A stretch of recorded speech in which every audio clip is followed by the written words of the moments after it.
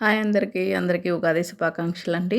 ఈ పండగ రోజు మీ అందరూ సంతోషంగా ఉండాలని ఈ తెలుగు సంవత్సరాది ఉగాది శుభాకాంక్షలు అందరికీ కూడా. నేను ఉగాది రోజైతే భక్షాలు చేశాను. అది కూడా మా ఊర్లో చేసినట్టుగా అనమాట. అప్పట్లో మేము చిన్నగా ఉన్నప్పుడు ఇలాగే చేసేవాళ్ళు మా పెద్దవాళ్ళు.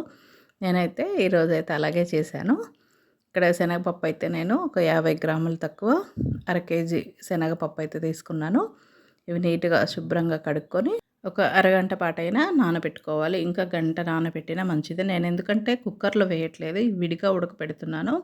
సేమ్ అప్పట్లో మా ఊర్లో ఎలా చేసేవాళ్ళు మా ఇంట్లో పెద్దవాళ్ళు సేమ్ అలాగే చేశాను నేను. చాలా బాగొస్తదండి ఇట్లాగా చేస్తే. ఈ విధంగా నేను ఇంకా ఒక గంట పాటు నానబెట్టుకున్న తర్వాత ఇంక ఇట్లా ఉడకపెట్టేసాను. ఇట్లా కొంచెం ఉడికిన తర్వాత ఉప్పు వేయండి. బావుంటాయి. టేస్ట్ బావుంటాయి. ఇవి ఇంకా కొద్దిసేపు ఉడకాలి కాబట్టి ఆ నీళ్ళు మొత్తం ఇంకిపోయేంత వరకైతే ఉడికించుకోవాలి. ఇప్పుడు గోధుమ పిండి అండి. నేను మొత్తం గోధుమ పిండి తీసుకున్నాను. మైదా అస్సలు అవసరమే లేదు. గోధుమ పిండితోనే చాలా బాగా చేసుకోవచ్చు భక్ష్యాలు. ఇంకా ఈ గోధుమ పిండికైతే మెజర్ ఏమి అవసరం లేదండి. ఒకవేళ మనకు మిగిలితే మళ్ళీ చపాతీ అయినా చేసుకోవచ్చు. నేను మామూలుగా కొంచెం కలిపాను.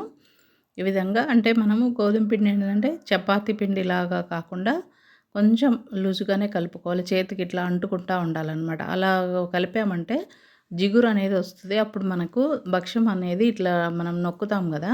అప్పుడు బాగా స్ప్రెడ్ అయితదనమాట. పిండిని కలిపేటప్పుడైతే ఒక స్పూన్ ఆయిల్ వేశాను. మొత్తం ఈ విధంగా కలిపేసుకున్న తర్వాత ఇంకా లాస్ట్‌లో అంటే పిండిని నేను ఒక అరగంట సేపు నానబెట్టాను గదా! అప్పుడు పైన కొంచెం నూనె వేసుకుంటే సరిపోతుంది. ఎక్కువ కూడా ఆయిల్ అవసరం లేదు. ఇక మా ఇంట్లో నెయ్యి అనేది ఎక్కువ తినరు కాబట్టి నేను మొత్తం నూనెతోనే చేశాను. ఈ విధంగా అంతా కలిపేసుకొని ఇప్పటికే చూడండి ఇలా కలిపినప్పటికే జిగురుగా ఉంది కదా! అది ఒక అరగంట పాటైతే నానబెట్టేద్దాం. ఇప్పుడు పప్పు అయితే ఉడికిపోయింది. ఇంకా అసలు మనకి ఎసరు కూడా ఏం మిగలలేదండి. మొత్తం ఇనికిపోయాయి. నేను ఇదైతే మిక్సీలో వేయలేదండి. రోట్లోనే దంచాను. సేమ్ ఇంకా మా ఊర్లో ఎలా చేసేవాళ్ళో మా చిన్నప్పుడు అలాగే చేశాను. ఎండు కొబ్బరి అండి. నేను ఒక పావు కొబ్బరి చిప్ప తీసుకున్నాను. వీటిని చిన్న చిన్న ముక్కలుగా చేసుకొని రోట్లో వేసి బాగా దంచాలి. దాంతోపాటు ఒక 2, 3 యాలకులు కూడా వేసుకొని ఇవన్నీ కూడా బాగా దంచుకోవాలి. కొబ్బరి వేస్తే చాలా బావుంటది టేస్టు. ఈ విధంగా మళ్ళీ శనగపప్పు కూడా వేసుకొని కొద్దిగా వేసుకుంటూ ఈ విధంగా బాగా అంతా దంచుకోవాలి. మరీ అంటే మనం మామూలుగా మిక్సీలో వేస్తే మెత్తగా అయిపోయి అసలు టేస్ట్ ఉండదు. కొంచెం అక్కడక్కడ మనకు పప్పు అనేది తగులుతుండాలి తినేటప్పుడు. అప్పుడే బావుంటాయి భక్ష్యాలు. ఈ విధంగా అంతా దంచేసుకోవాలి. నేను 50 గ్రాములు తక్కువ అర కేజీ శనగపప్పు తీసుకున్నాను కదా! కంప్లీట్‌గా అర కేజీ అయితే బెల్లం తీసుకున్నాను. మనం కరెక్ట్‌గా తీసుకుంటే అంత స్వీటు సరిపోదండి. అందుకని మనం తీసుకున్న దానికంటే కూడా ఇంకొక పావు కేజీ బెల్లం అయితే ఎక్కువగానే తీసుకోవాలి. ఇప్పుడు ఒకవేళ మనం కేజీ శనగపప్పు వేసామనుకోండి, కేజీంపావు అయితే బెల్లం వేసుకోండి. అప్పుడు మనకు భక్ష్యం అనేది కరెక్ట్ స్వీట్ అనేది సరిపోతుంది. మనం శనగపప్పు ఎంత తీసుకుంటే కంప్లీట్‌గా అంతే బెల్లం తీసుకున్నామంటే పూర్ణం డైరెక్ట్ తినేదానికి స్వీట్ సరిపోతుంది. కానీ మళ్ళీ మనం గోధుమ పిండిలో పెట్టి చేస్తున్నప్పుడు ఆ స్వీట్ అనేది తగ్గిపోతుంది. అందువల్ల మనం ఒక పావు కేజీ మనం తీసుకున్న పప్పు కంటే ఇంకొక పావు కేజీ బెల్లం అయితే ఎక్కువగానే తీసుకోండి. అప్పుడే కరెక్ట్‌గా సరిపోతది. మళ్ళీ ఇందులోకి బెల్లం కూడా వేసుకొని ఇలాగ కొంచెంగా వేసుకొని బాగా దంచేసుకోవాలి. ఈ విధంగా అండి. అసలు ఇలా చేస్తూ ఉంటే అప్పటి రోజులైతే గుర్తొచ్చాయి. ఇట్లా రోట్లో వేసి రోకలతోటి బాగా దంచేవాళ్ళం ఉదయాన్నే. చాలా బాగా ఉండేది టేస్ట్ అయితే. అసలు రోట్లో దంచుకున్న ఈ పూర్ణాలు ఎంత బావుంటాయోనండి అసలు.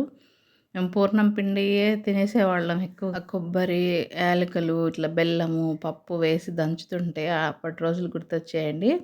ఇప్పుడు పిండి చూడండి ఎంత బాగా నానిందో. ఒక అరగంటకి సాగుతుంది బాగా. ఇప్పుడు పూర్ణం కూడా ఈ విధంగా రెడీ చేసుకోవాలి. ఇప్పుడు మన చెక్క పీట ఉంటది కదా! చపాతీ పీట దాని మీద నేను ఒక ప్లాస్టిక్ కవర్ లాంటిది వేశాను. వేసి దాని మీద కొంచెం ఆయిల్ అయితే అప్లై చేసుకున్నాను. ఈ విధంగా కొంచెం పిండి తీసుకొని ఇట్లా సాగాలండి. ఇప్పుడు మనకు మైదా పిండి ఏందంటే మనం ఇలా సాగుతది కాబట్టి మైదా పిండి తీసుకుంటాం. గోధుమ పిండి గనుక ఈ విధంగా కలుపుకొని ఒక అరగంట నానబెట్టుకుంటే మనకు మైదా పిండి సాగినట్టే సాగుతుంది కాబట్టి ఇంక ప్రాబ్లమ్ లేదు. ఇప్పుడు ఒక నిమ్మకాయ సైజ్ అంతా పిండిని తీసుకొని ఈ విధంగా మనం బౌల్‌లాగా ఇట్లా రెడీ చేసుకొని అందులో పూర్ణం పెట్టుకొని మొత్తం ఇలా రౌండ్‌గా కప్పేసేయాలి. ఎక్స్ట్రా వచ్చిన పిండిని తీసేసుకోవాలి. ఈ విధంగా మొత్తం అంతా కవర్ చేసేయాలి. కొంచెం అటు ఇటుగా బయటకొచ్చినా ఏం కాదు బావుంటది. కొంచెం కాలుతది కదా పెన్నం మీద బావుంటది టేస్ట్. ఇంకా ఈ విధంగా చేసేసుకొని ఇప్పుడు ఈ పీట మీద పెట్టేసి మెల్లిగా మనకెంత సైజు కావాలో అంత సైజు ఇట్లా ఒత్తేసుకోవడమే. నేనైతే మా ఊరి పద్ధతిలో చేస్తున్నా కాబట్టి కొంచెం మందంగానే చేస్తున్నాను. అప్పుడు మా సైడ్ ఏందంటే ఇంక పల్చగా ఎక్కువ పెద్దగా చేయరనమాట. చిన్న చిన్నవి కొంచెం మందంగా చేస్తారు. బావుంటాయి అట్లా చేస్తే మందంగా కూడా. ఇప్పుడు ఈ విధంగా చేసుకున్న తర్వాత ఒక ఇనుప పెన్నం మీద లైట్‌గా ఆయిల్ పూసుకొని ఇంకా ఆ పెన్నం మీద కాల్చుకోవడమే. అసలు ఎంత బాగున్నాయనండి టేస్టు. ఇంకా మనం చేసిన రోజు కంటే మరుసటి రోజు కూడా చాలా బావుంటాయి. మనకి ఇవి ఒక వారం రోజుల పైనే ఉంటాయి. అస్సలేం పాడు కావు. చాలా బావుంటాయి. ఇట్లా రోట్లో వేసుకొని దంచుకున్న పూర్ణంతోటి గనక మనం భక్షాలు చేసుకుంటే ఆ టేస్టే వేరండి. మనం అప్పుడప్పుడు అర్జెంట్‌గా ఉన్నప్పుడు అట్లా మిక్సీలో వేసుకున్న ఎప్పుడన్నా పండగలప్పుడన్నా ఈ విధంగా చేసుకొని తినాలి. ఆరోగ్యానికి కూడా చాలా మంచిది కదా! మనం మిక్సీలో ఆ పప్పును మెత్తగా వేసేసి, బెల్లం మెత్తగా వేసేసుకొని అసలు రుచే ఉండదు. ఏదో చేసుకున్నామంటే చేసుకున్నాం అంతే తప్ప మనకి అసలైన టేస్ట్ అనేది ఉండదనమాట. ఇట్లా రోట్లో చేసుకుంటే చాలా బావుంటది. భక్ష్యం పొంగుతూ ఎంత బాగొచ్చిందో చూడండి. నేను మొత్తం ఆయిలే వేశాను. అసలెంత బాగొచ్చినాయో టేస్ట్ మాత్రం చాలా చాలా బాగున్నాయండి. మీరు కూడా ఈ ఉగాది షడ్‌రుచుల సమ్మేళనం కదా! అలాగే మీ జీవితాల్లో కూడా అన్నీ మంచి జరగాలని మనస్ఫూర్తిగా కోరుకుంటున్నాను. మీ అందరికీ కూడా ఉగాది శుభాకాంక్షలు. మీకు ఈ వీడియో నచ్చితే లైక్ చేసి సబ్స్క్రైబ్ చేసుకోవడం మాత్రం మర్చిపోవద్దు.